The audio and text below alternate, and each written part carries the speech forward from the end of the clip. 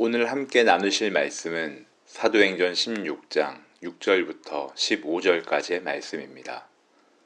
성령이 아시아에서 말씀을 전하지 못하게 하시거늘 그들이 부르기아와 갈라디아 땅으로 다녀가 무시아 앞에 이르러 비두니아로 가고자 애쓰되 예수의 영이 허락하지 아니하시는지라.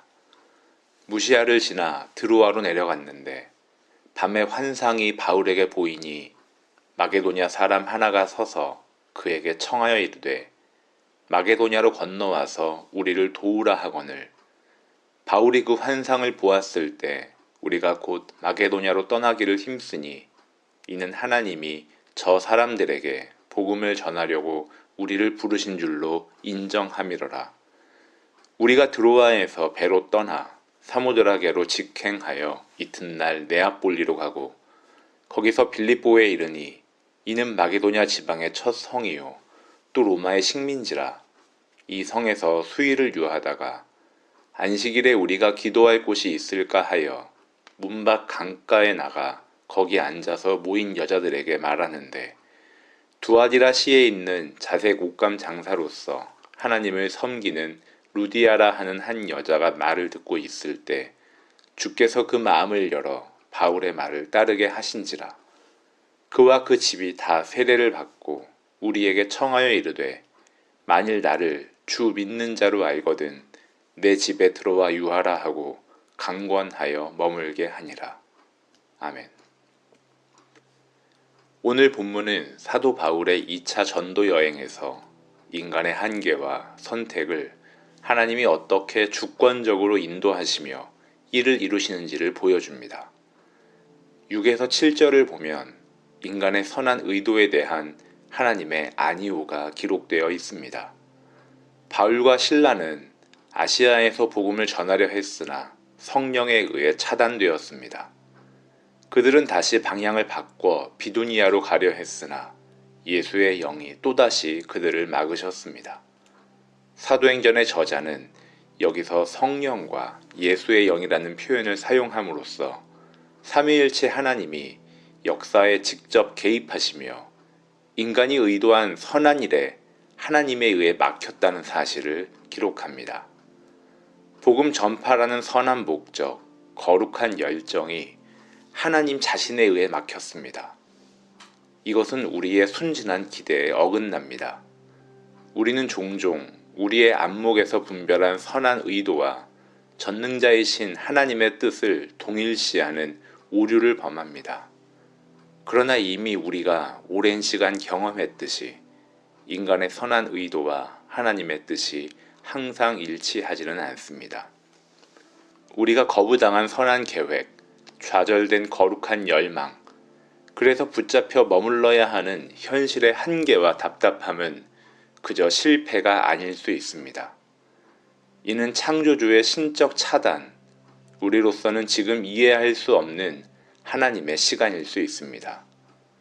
하나님의 자녀로서 살아가는 실제의 폭을 그분의 규모에서 우리 수준으로 좁혀버릴 때 우리가 경험하는 감정이 바로 낙심과 원망이지 않을까 싶습니다. 본문 8절은 매우 간결하게 이렇게 말합니다. 그들이 무시아를 지나 드로아로 내려갔는데 얼마나 단순한 서술입니까? 그러나 이 짧은 문장은 많은 정황을 담고 있습니다. 바울과 그의 일행은 연이어 계획이 좌절됨에도 여정을 계속했습니다. 그들은 멈추지도 포기하지도 않았습니다. 그들은 하나님에게 2번 명확하게 거부당한 전도 여행을 중단하지 않고 다른 모습과 방향으로 지속했습니다.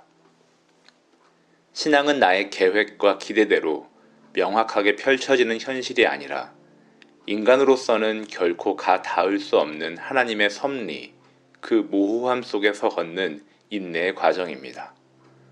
하나님의 뜻을 다 이해할 수 없음에도 나를 위해 그리스도 예수를 십자가에서 죽게 하시고 부활시키신 하나님에 대한 감사와 믿음으로 반응하는 순종입니다. 불안과 의심에 함몰되는 시간을 지나온 우리의 오늘이 증명하는 하나님에 대한 의뢰입니다. 우리는 종종 하나님의 인도하심을 명확한 확신, 내적 평안, 열린 문으로 이해합니다. 그러나 바울의 경험은 다른 측면을 보여줍니다. 때로 하나님의 인도하심은 불확실성과 모호함 속에서 이루어집니다. 폴 틸리의 표현처럼 의심은 신앙의 반대가 아니라 신앙의 요소입니다. 바울이 드로아로 내려간 것은 분명한 계시를 따른 것이 아니었습니다. 그것은 다른 모든 선택이 차단된 상태에서 어둠 속에서 내디딘 한 걸음이었습니다. 이것이 바울의 믿음이며 우리의 믿음이기도 합니다. 완전한 이해가 아니라 불완전한 순종의 여정입니다. 우리가 종종 경험하는 어두움, 하나님의 뜻이 도무지 분별되지 않는 시간은 창조주의 부재가 아니라 인간의 직선적 이해와 경험에 담기지 않는 전적 타자이신 하나님에 대한 새로운 경험과 경탄으로 역전될 것입니다. 성령께서 우리의 현실, 그 의미를 계시하시는 바로 그때의 말입니다. 우리의 책임은 하나님을 향한 방향을 확인하며 오늘도 계속 걷는 순종입니다. 본문 9절에서 10절에 이르는 말씀은 상황이 극적으로 전환되는 것을 보여줍니다. 밤의 환상이 바울에게 보이니 마게도냐 사람 하나가 서서 그에게 청하여 이르되 마게도냐로 건너와서 우리를 도우라 하거늘 바울이 그 환상을 본 후에 우리가 곧 마게도냐로 떠나기를 힘쓰니 이는 하나님이 저 사람들에게 복음을 전하라고 우리를 부르신 줄로 인정함이러라. 드디어 모호한 현실을 지나 구체적인 하나님의 뜻이 드러납니다. 그러나 그 인도하심이 어떤 형태로 왔는지 주목하십시오. 그것은 분석적 추론이나 논리적 판단의 결과가 아닙니다.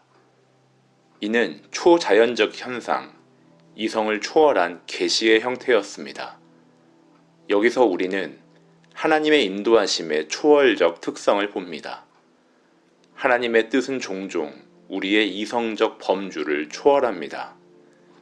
이사야 55장 8절 이하의 말씀을 보면 하나님은 내 생각은 너희 생각과 다르며 내 길은 너희 길과 다름이니라. 내 길은 너희 길보다 높으며 내 생각은 너희 생각보다 높음이니라 라고 말씀하십니다. 더욱 주목할 점은 오늘 본문 10절에 우리가 곧 마게도냐로 떠나기를 힘쓰니 라는 표현입니다. 여기서 갑자기 우리라는 표현이 등장합니다. 이것은 누가가 바울 일행에 합류했음을 의미합니다. 하나님의 계획은 단지 바울에게 새로운 방향을 제시한 것이 아니라 누가라는 새로운 동역자를 추가하는 것이었습니다. 하나님은 한 번에 여러 차원에서 역사하십니다. 사역의 방향을 인도하실 뿐 아니라 바나바와 결별한 바울에게 새로운 동역자를 붙이시고 외롭지 않게 하십니다. 많은 경우에 하나님은 사람을 보내시며 동역하게 하십니다. 오늘 우리는 한 교회로, 한 가정으로 서로의 걸음에 기쁨과 힘을 주는 동역자로 부름을 받았습니다. 오늘 본문 11절부터 13절을 보면 바울 일행은 마게도냐의 첫 번째 도시 빌립보에 도착했고 안식일의 기도처를 찾아 성박 강가로 나갔습니다. 바울은 일반적으로 새로운 도시에 도착하면 회당을 찾았습니다. 그러나 빌립보에는 회당이 없었기에 성박 강가로 갔던 겁니다.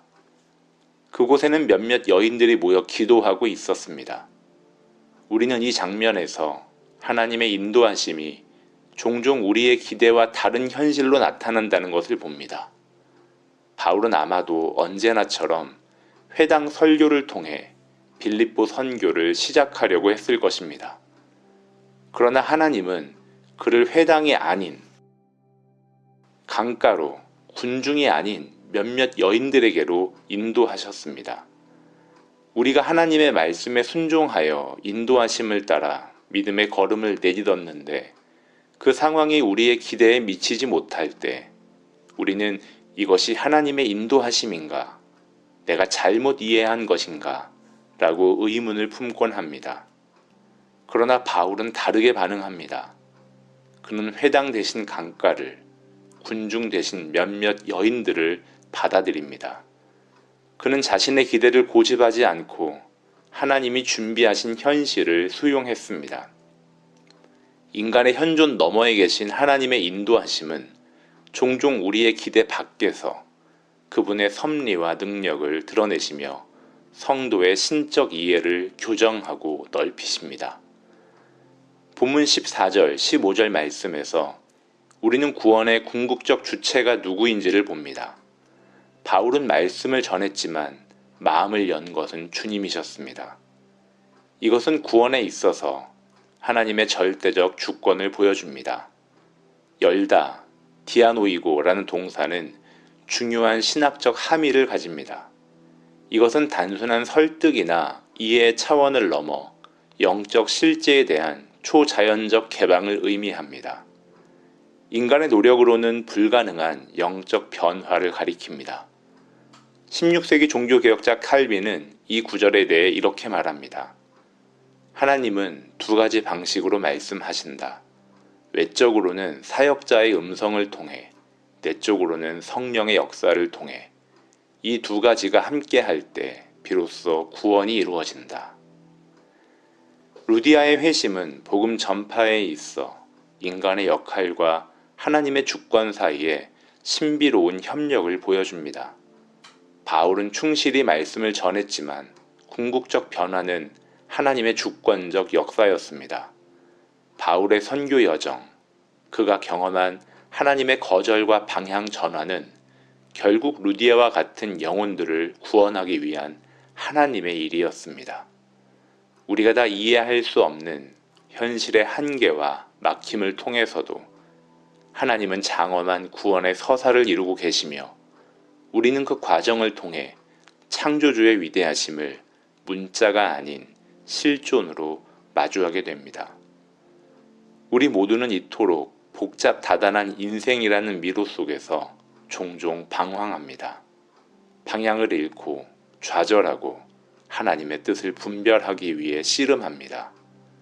그러나 바울의 여정이 보여주듯 그 모든 방황과 좌절 속에서도 하나님의 섭리는 정교하게 역사하고 있습니다. 때로 자신의 인생이 우연의 연속 혹은 무작위적 사건들의 나열처럼 느껴진다 할지라도 실은 그 모든 것이 하나님의 신적 섭리이자 주권입니다. 계획의 좌절, 방향의 혼란, 기대와 다른 현실 속에서 항상 하나님의 뜻을 완전히 이해할 수는 없습니다. 그러나 우리는 바울처럼 오늘 하루를 걸을 수는 있습니다. 막히더라도, 암흑 속에 있더라도, 기대와 다른 현실을 마주하더라도 창세 때에 인간에게 주신 자유의 권리를 가지고 한 걸음을 내디딜 수 있습니다. 완전한 이해가 아니라 완전한 신뢰를 요구하는 여정입니다. 모든 혼란과 방황이 사실은 하나님의 완전한 계획의 일부였음을 깨닫는 순간을 맞이하기까지 또 하루를 믿음으로 살아내는 복된 광교 산울교회 성도들이시기를 축복합니다. 하나님 아버지, 우리의 이해를 뛰어넘는 당신의 깊은 지혜 앞에 겸손히 엎드립니다. 우리 인생의 방황과 혼란 속에서도 당신은 완전한 계획을 가지고 우리를 인도하심을 고백합니다.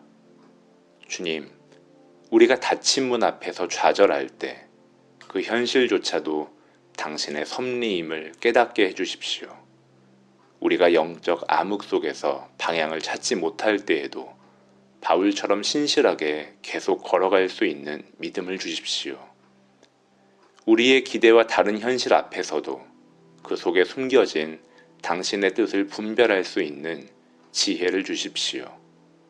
무엇보다 루디아처럼 우리의 마음을 열어 당신의 말씀을 날마다 깊이 받아들이게 해주십시오.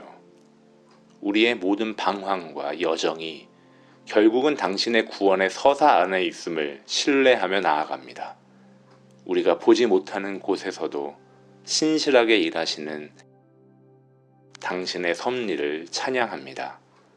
예수 그리스도의 이름으로 기도합니다. 아멘.